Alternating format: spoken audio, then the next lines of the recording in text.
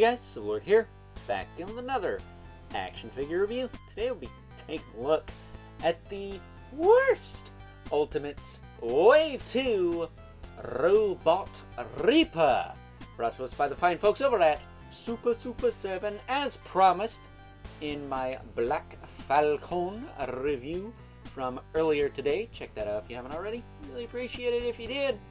Gotta tell you, again, really awesome figure. I do truly, honestly, wholeheartedly believe that Super7 learned their lesson after the first wave of these guys. Because while I did like Captain Deadstar and Batula, Robot Reaper and Black Falcon just kicked the snot out of those two. I just don't know what to say, man. But in terms of the Cybernetic Harvester of Souls, at least that's what I think his subtitle is, he comes with a lot of accessories much like Black Falcon. So we're going to cut right to the chase, get into the meat and taters of this review. Starting off with all of his extra hands here, because he comes with a plethora of those. He's got a pair of open hands, so we can choke you out. He's got a pair of fisted hands, so he can punch you right in the kisser. And he's got a pair of pointy finger hands, so he can pick his nose. Why a robot would have to pick his nose, I don't know. But it's a fictional universe. Anything is possible. That said, it's not really a hand, but it does plug in like one. He's got a freaking scythe. And this is pretty cool. This actually has the correct hinge for holding weapons, so kudos to them. I will say, it does feel like you could snap this thing if you weren't careful. Like, this doesn't have a lot of give to it. This feels like relatively hard plastic, but maybe hitting it with a hairdryer would soften it up or something, but just be wary of that. And then he does come with two alternate heads here, one of which looks like a powered down version of the head he's already got. The other one looks like a straight up like T800 endoskeleton skull. So that's probably the one I'm going to use because it looks cooler. Sorry, not sorry, but I like what I like. Setting those down. He does come with his main harvesting tool here. Big gnarly scythe. It's got the two handles on it. A little short. I kind of wish it sat taller than him, but it is what it is. It's still a cool scythe. If you got a Scarecrow from DC you wanted to give this to, that'd be perfect for that. But again, be careful with that, because it is relatively hard plastic, if you heard that. And then he also comes with a few little small items here. I can pick them up. He's got a compact disc, which this is the second figure I've reviewed on this channel this past year that has a compact disc. The first one being the Ultimate Xanatos from the NECA Gargoyles line. But I think if you can read that, it says people to delete. And then he's got whatever this is. Is this a GoPro? I don't know. A Walkman. And then he has a... Where did it go? There it is. He has a... Come on. Come on. There we go. A little hourglass, but I don't really know where this goes. So he's got a lot of thin stuff that I don't really know where it goes. So if anyone does, let me know. But that's your lot. I think Black Falcon's accessories were a little cooler, especially since this guy just comes with a lot of rando stuff that just kind of sits around. The compact disc actually does fit into the back of... I want to say it fits into this skull too, because it's built the same, but I honestly cannot find a spot for it. So maybe it only works on the one head, but there's a little tab so you can pull it back out. But I would just advise leaving it out if you're not going to use the default head here, which is what I think it plugs into the best. So taking a closer look at Robot Reaper. His robe is full soft goods that does come off, but that's a pain in the arse, so I'm not going to do that. I will go over the articulation as best I can though. But you could see here there is a little rip on the chest, so you could see some of his ribs there. That's pretty cool. Can I get that to show actually? I did before. I don't know if you can see that, but there's a little tear on his chest. You can actually see some of the rib details. That's pretty rad. I like that. I like that quite a bit. There we go. Now it's opening up. But that's supposed to be there. For those of you who are like me and didn't pay attention to this figure because, well, it only took almost 2 years to get. I thought my robe was effed up, but it's not. It's fine. It's supposed to be like that. The hood, you can pull it back. You can see his crazy robotic skeleton head there. Yeah, there's a big slit on the back for that compact disc. I think this is the only head it works in. But as far as articulation on him goes, his head is on a double ball peg, so it can look side to side. It can look up and down a little bit, tilt side to side. That's good. The hood of the robe is wired, but nothing else is. But because the hood is wired, you can get it to sit a little bit more flush than you would if it wasn't. So that's cool. I like that.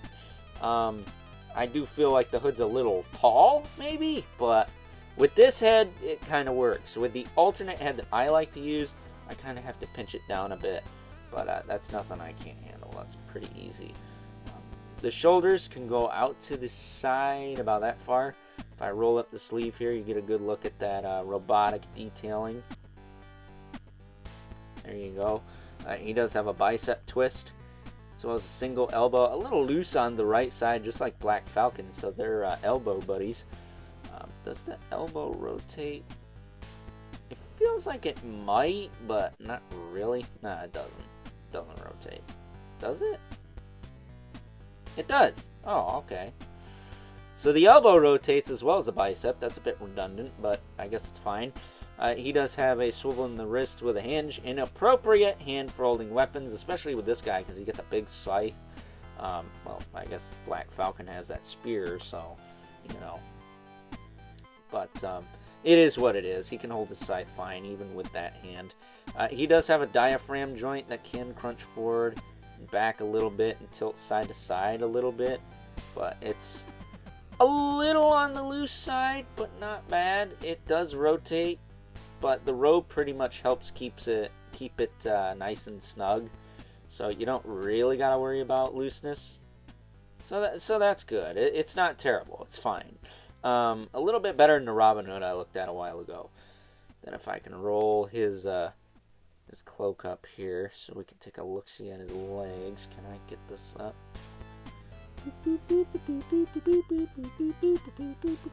There we go. You can see his pelvis there, and then his hips. He can kick forward and back pretty well. You can kick out to the side. You know, do friggin' splits. So that's cool. He does have a thigh cut. A nice hidden thigh cut, mind you.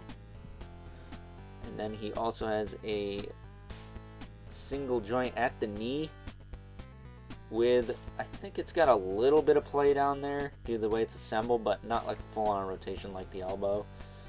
He doesn't have like a boot swivel either, but the thigh cut's good enough. He does have a ankle rocker with a hinge there, so that works pretty well. I kind of wish they gave him the ball hinge ankles because he's a robot. They would have worked just fine. But yeah, really good articulation beneath the robes. I think they did a good job with him.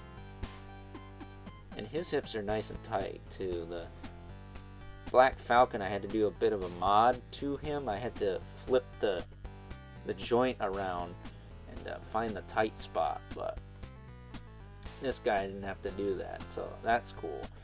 So getting his robe back on him there, covering his business up. I like this figure, man. I don't know, it's a tough call. I love me some Grim Reaper action figures, but you know, he's no Mask of the Red Death. Let's face it. Velcro on the back so you can take the robe off easily. But speaking of rope, this rope right here, the fine folks at Super7 did a very nice job of tying that, so that's why I'm not taking the rope off. If you want to see him without the rope, there's probably plenty of videos out there without the robe on him. So I'm just going to leave it at that. But again, really nice figure. Kind of reminds me of the Black Sabbath album cover, Dehumanizer. That was the third Black Sabbath album that Mr. Ronnie James Dio, God rest his soul, was on. And yeah, it gives me a lot of those vibes. So, you know, it kind of gets bonus points for looking like a Black Sabbath album cover, especially one that Dio was on. Because Dio is our Lord and Savior, after all, you know. Us metalheads, anyways, we look at him as a quote-unquote Jesus Christ figure. Which, at this current time of the year, that's kind of on a lot of people's mind, is Jesus Christ figures, because it's the holiday season. What am I talking about? Who gives a crap? This figure's awesome. I don't know what to tell you. It's fantastic. I really like it. So, definitely going to land a spot on the top 10 figures of the year for me. Him or Black Falcon, that is. So, I guess stay tuned for that. But in the meantime, why don't we move right along and take a look at some size comparisons. And as promised, here is good old Robot Reaper, head swapped and geared up with sickle in hand and pointy finger, not really in hand, but in arm, ready to point you out and say that you've been doing bad things, or pick his nose, I guess. Either way, we have him alongside his worst cohorts, Captain Deadstar and Batula, as well as his wave mate, Black Falcon. And as of right now, we are about halfway through Wave 1 of the worst reaction figures in Ultimates form, and we got one from Wave 2. I think the next wave has Cortex Commander and that weird cat demon samurai guy. So, not sure if I'll be picking those up just yet, because they're not my favorites. Personally, I'd like to see Snake Tut, the kind of biker gang looking werewolf, and Frankenghost, but hey, anything is possible. If the next two are as good as Robot Reaper and Black Falcon here, then I'm open to it. You know? That and the Cortex Commander kind of looks like something from Mike Mignola's Hellboy, if I'm being honest. I mean, you can't go wrong with a crazy-looking Nazi guy with a brain for a head. Well, a brain in a jar for a head, that is. But there is Robot Reaper, alongside the other worst Ultimates. Very happy to have these guys. If you're big into Halloween like me, you gotta have all these guys. They look awesome together. But moving them out of the way here.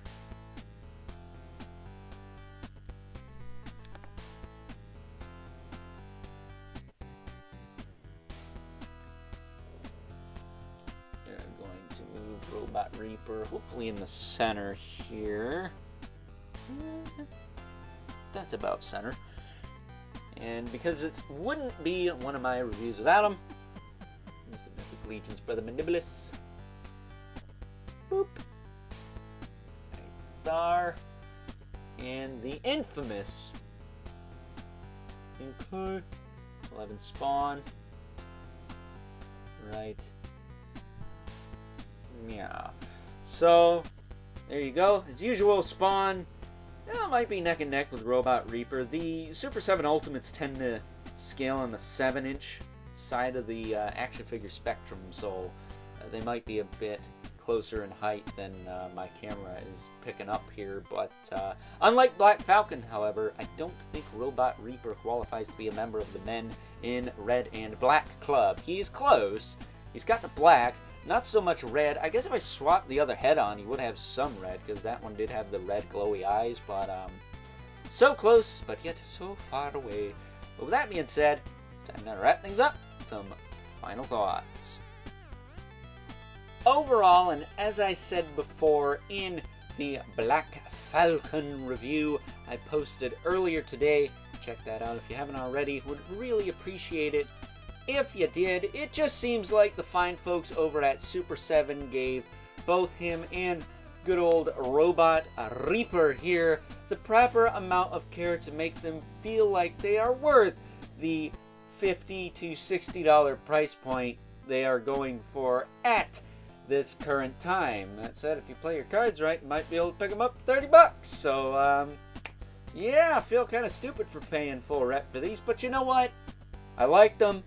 I knew that after the first wave they were gonna have to make some changes, and boy, golly gee willikers did they, because it seems to me like after the first wave came out, there was a lot of negative feedback towards the fine folks over at Super7 about those particular figures, just loose joints and just things you don't do at 55 bucks a pop. And thankfully, they listened, they fixed some things, and I can wholeheartedly say that Robot Reaper and Black Falcon are two of the best figures of the year for me personally. I really like these guys. That said, only one of them is going to make my top 10 action figures of the year video, but I'm sure I will put the other one in the honorable mentions somewhere. That said, it's just nice to see that Super7 listened to the fans, unlike, I don't know, other big toy companies out there. Hasbro. So, with that being said, I hope you guys enjoyed this review. Until next time, I'll catch you guys later.